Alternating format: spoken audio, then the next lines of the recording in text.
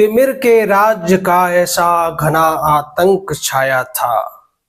उठा जो शीश सकते थे उन्होंने सर झुकाया था, मगर विद्रोह की ज्वाला जलाए कौन बैठा था।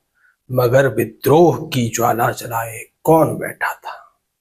नमस्कार, मैं जनमुक्ता श्रीओम गौतम। आज मैं ये जो वीडियो बना रहा हूं, ये कहानी है एक ऐसे जज की जो सत्ता के उस आतंक से, उस दबाव से भी नहीं झुका जिसके आगे सुप्रीम कोर्ट के ज्यादातर जज उस समय झुक गए थे।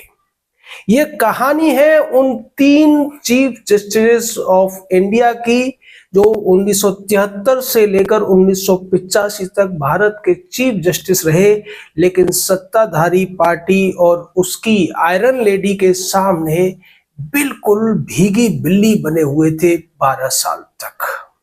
ये कहानी है उस जज की जो हाई कोर्ट में बैठे थे, लेकिन उसके बावजूद उन्होंने सत्ता का ख्याल न रखते हुए न्याय किया था और भारत की तत्कालीन प्रधानमंत्री के चुनाव को एक तरीके से बोगस करार दिया था, उनके चुनाव को खारिज कर दिया था और उनके ऊपर 6 साल तक के लिए चुनाव लड़ने पर रोक लगा दी थी। मैं बात कर रहा हूं इलाहाबाद हाई कोर्ट के जज जस्टिस जगमोहन लाल सिन्हा की। मामला था इंदिरा गांधी के 1971 के चुनाव को लेकर। राज नारायण जो कि संयुक्त सोशलिस्ट पार्टी के उम्मीदवार थे, उन्होंने याचिका दायर की थी और उस याचिका पर 4 साल तक सुनवाई हुई थी।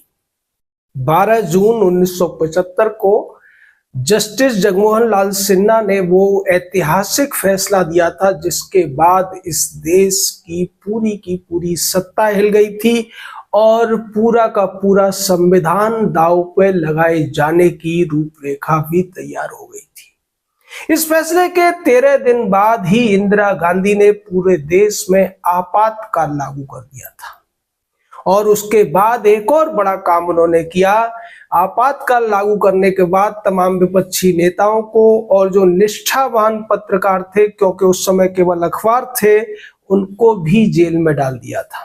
उन्हें जहां भी लगा कि कोई उनका विरोध करेगा, उन सबको जेल में डाल दिया गया था। उसके बाद संसद का सत्र बुलाया जाता है और भारतीय संविधान का 39वां संवैधानिक संशोधन पास कर दिया जाता है, जिसमें उन्होंने ये कहा कि संविधान के अंदर अनुच्छेद 329A जोड़ा जाएगा और उसके तहत भारत के प्रधानमंत्री और अध्यक्ष यानी लोकसभा अध्यक्ष के चुनाव को किसी भी हालत में रद्द नहीं किया जा सकता है। यानी जो फैसला जस्टिस जगमोहन लाल सिन्हा ने दिया था, उस फैसले के आधार को ही संवैधानिक संशोधन पास करके इंदिरा गांधी ने खत्म कर दिया था। लेकिन उसके बाद एक रिव्यू पिटीशन और फाइल होती है और यह मामला चलता है सुप्रीम कोर्ट में। सुप्रीम कोर्ट में जो जजेस बैठे थे, ये वही जज थे जिनका जिक्र हम पिछले 2-3 वीडियो में कर चुके हैं।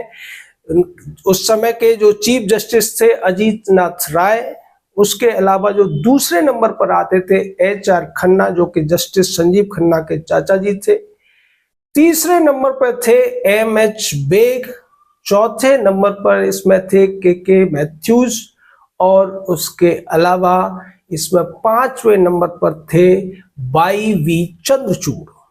लेकिन यह गौर करने वाली बात यह है कि HR खन्ना जो कि इस मामले में सीधे तौर पर सरकार का पक्ष नहीं ले रहे थे, जिसका खामियाजा उन्हें बाद में भुगतना भी पड़ा। KK मैथ्यूज तो रिटायर हो गए थे, लेकिन ये जो तिकड़ी थी AN राय, YV चंद्रचूड़ और MH बेग की, ये हर इस तरीके के मामले में इंदिरा गांधी का समर्थन करती थी और सीधे तौर पर AN राय पर तो ये भी आरोप थे कि वो रोजाना इंदिरा गांधी के पर्सनल सेक्रेटरी से फोन करके डायरेक्शंस लिया करते थे। क्योंकि उन्हें 1973 में जब केशवानंद भारती केस के बाद में जज बनाया गया, चीफ जस्टिस बनाया गया था, क्योंकि वो उन लोगों में शामिल थे जिन्होंने डिसेंट दिया था, यानी कि केशवानंद भारती केस में जो फंडामेंटल राइट्स को अपहेल्ड किया था सुप्रीम कोर्ट ने, उसके विरोध में मत देने वाले जो जजेस थे उनमें A.N. राय प्रमुख थे, उसके अलावा M.H. बेग थे और Y.B. चंद्रचूड़ भी थे। इसीलिए इन तीनों को इनाम के तौर पर भारत का चीफ जस्टिस बनाया गया। A.N. राय को 3 जजों को बाईपास करके बनाया गया, उसके बाद M.H. बेग को जस्टिस H.R. खन्ना को बाईपास करके बनाया गया, और उसके बाद नंबर आया यशवंत विष्णु चंद्रचूड़ का, जो सबसे ज्यादा लंबे समय तक इस देश के चीफ जस्टिस बने रहे।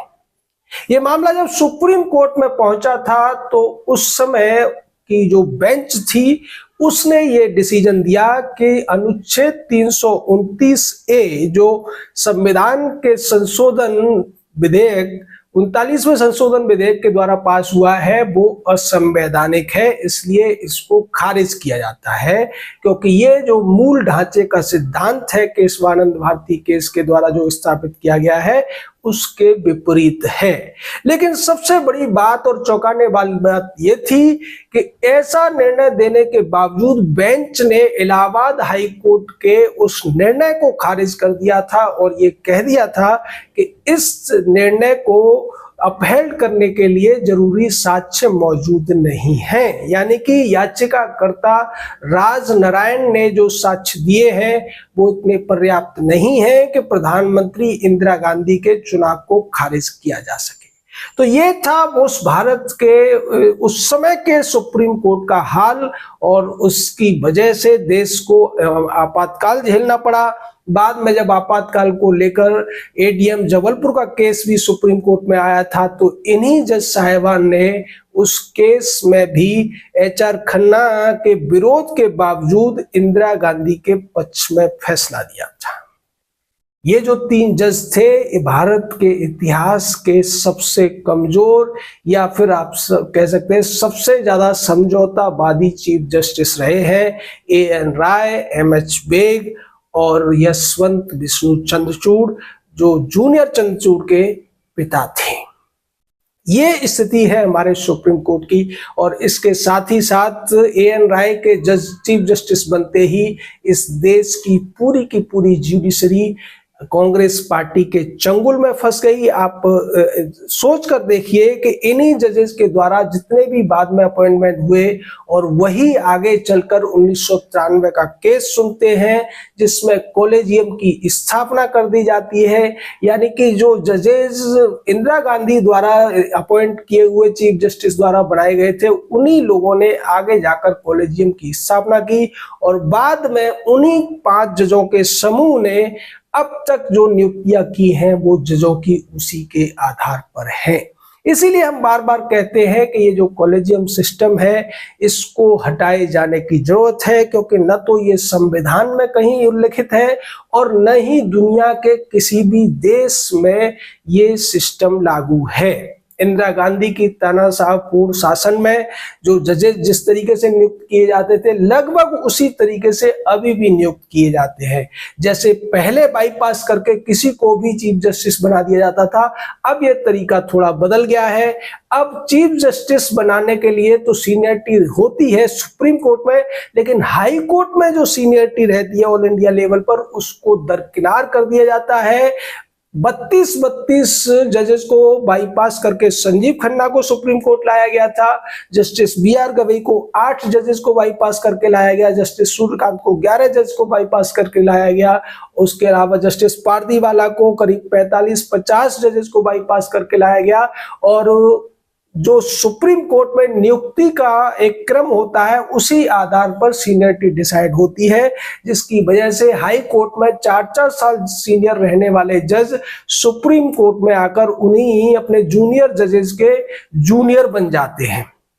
जिसका ताजा उदाहरण एएस ओका का केस है।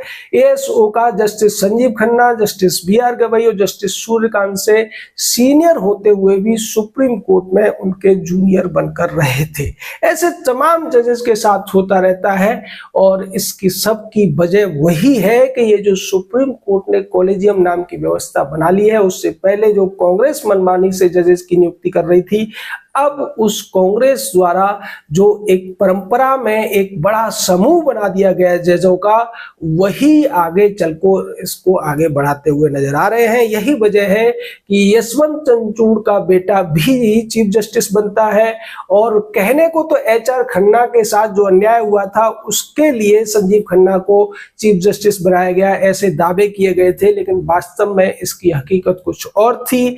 एचआर खन्ना की सोच कुछ और थी, जबकि जस्टिस संजीव खन्ना को तो 32 जजेस को बाईपास करके लाया गया था, यानी कि जो अन्याय जस्टिस एचआर खन्ना के साथ हुआ था उसी अन्याय को किया गया 32 जजों के साथ। ये चल रहा है इस देश में। आज चूंकि भारत में इमरजेंसी लगने का 50 साल पूरे हो चुके हैं, 25 जून 1975 को ही इमरजेंसी लगी थी, इसलिए हमने ये दिलचस्प और चौंकाने वाला वाकया आपके सामने रखा है। हम बार बार आपसे कह रहे हैं कि जागिए और आप एक छोटा सा, हमने जो पोस्टकार्ड मुहिम शुरू की है, एक पोस्टकार्ड पर आप अपना जो विचार है, अगर आप चाहते हैं इस देश से ये कॉलेजियम और जुडिशरी में सुधार हो, कॉलेजियम खत्म हो, जजेस के अपराधों को लेकर जांच और एफआईआर पर जो रोक लगी हुई है वो हटे, तो आप एक पोस्टकार्ड लिखकर डालिए। 1 रुपए के शायद 2 या 1 आता है और उसमें पता आपको लिखना है to chief justice of India, care of supreme court of India, Sardar Patel Marg, New Delhi 11001। इस पर आप भेज सकते हैं अपना नाम, पता, अपने गांव का, शहर का पता आप उसमें डाल सकते हैं। ये एक छोटा प्रयास है, लेकिन इससे संदेश जाएगा। इसके बाद में हम बड़ा संदेश देने की भी तैयारी कर रहे हैं, जनमत संग्रह की भी तैयारी में हम जुटे हुए हैं, जिसके लिए गांव-गांव, शहर-शहर जाकर लोगों से इस पर राय ली जाएगी। उससे पहले एक छोटा संदेश तो सुप्रीम कोर्ट पर बैठे हुए हमारे जज साहिबान तक पहुंच ही जाना चाहिए कि इस देश की जनता धीरे धीरे करके जाग रही है और वो देख रही है कि जजों की मनमानी की वजह से किस तरीके से 5.5 करोड़ से ज्यादा केसेस भारत की अदालतों में पेंडिंग है, और ये जो केसेस की संख्या है, सुप्रीम कोर्ट में ही 70,000 से ज्यादा केसेस पेंडिंग है, जबकि सुप्रीम कोर्ट के जजों की संख्या पहले से कहीं 4 गुने के ज्यादा हो चुकी है।